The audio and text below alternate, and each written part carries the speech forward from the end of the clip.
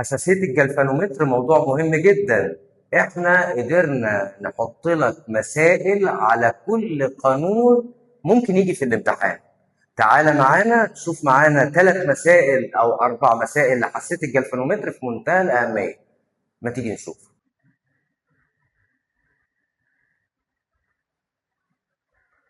دلوقتي معانا 3 مسائل قوية جدا على حساسية الجلفانو.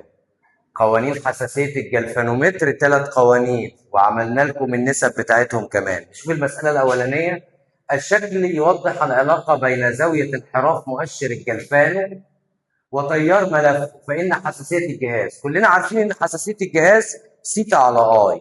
طيب ما هي سيتا أهي وآي أهي، والمقابل بتاع الزاوية هو سيتا والمجاور هو الآي، يبقى ببساطة شديدة التان 10 هي الحساسية، لأنها عبارة عن سيتا على آي، وتان 10 ب17 من 100.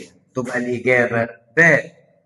جلفانومتر أقصى زاوية انحراف 50 درجة، بس لما بينحرف ب10 درجات هيبقى الجهد بتاعه نص فولت ومقاومة ملفه 100 اوم. عايز الحساسية. كلنا عارفين الحساسية سيتا على اي، بس الاي هنا مفكوكة لفي وار، تبقى هتساوي السيتا ب10 نص على 100. ال100 تطلع فوق تبقى 1000. 1000 على نص ب2000 ديجري لكل امبير. طيب اقصى تيار هستخدم الحساسيه تاني بنفس القانون، بس سيتا اقصى على اي اقصى. الحساسيه انا لسه جايبها ب2000، وسيتا اقصى هو قايل لي ب50. طلعها على الاله. اي اقصى هتبقى 50 على 2000 يعني 5 على 200 يعني 1 على 40 امبير. دي مساله قويه جدا جدا.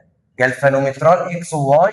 الجلفانومتر اكس عزم ازدواج تاو اكس 2 في 10 اس 3 زاويته اللي هي سيتا اكس، والجلفانومتر واي عزمه تاو واي، ومديني الحساسيه واي على اكس، وعايز زاويه انحراف الجلفانومتر واي.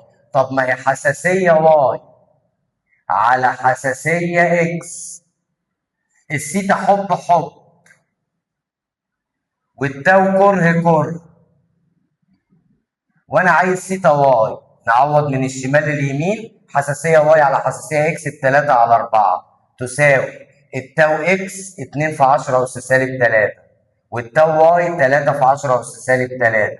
السيتا واي غيتي، والسيتا اكس ب40. شيل ال10 اس -3 مع 10 اس -3 على الاله الحاسبه، السيتا واي هتطلع ب45 درجه.